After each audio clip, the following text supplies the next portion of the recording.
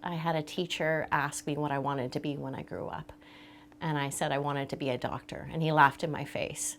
And I'd say that moment was framed for me and pushed me through every bit of the hard stuff. I was going to be a doctor.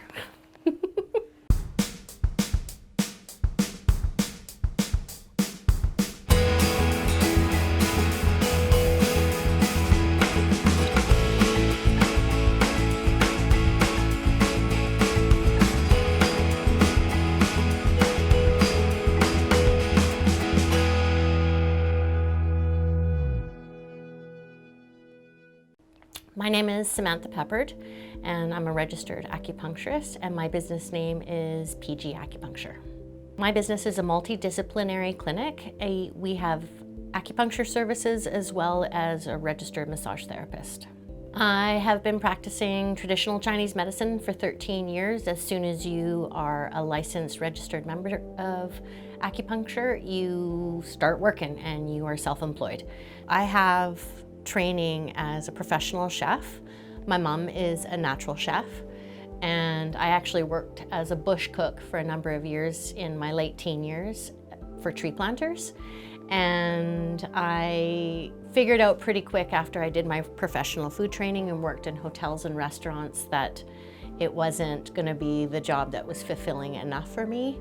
But I had profound love of understanding the power of food as a natural cure. And I got to see it all the time with tree planters coming home and being ravenous and desperate and sad and tired.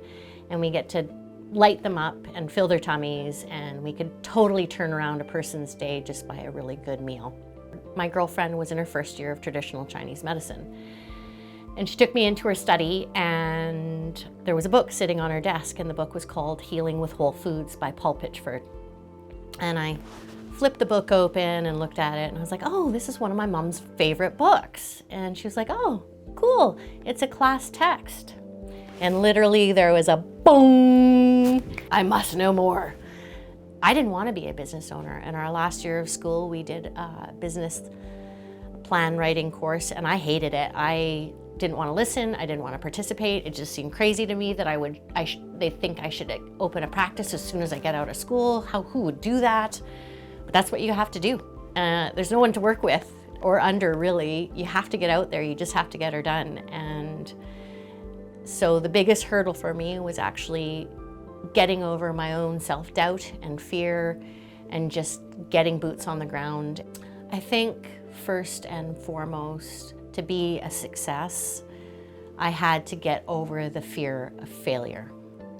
It's okay to fail, and failing actually makes you stronger. And I was a straight A student. I never failed at anything. So the word failure to me was a horrible, dirty, bad word. And I was terrified of it. And I was terrified of sinking into the deep hole of that failure, whatever that deep hole was.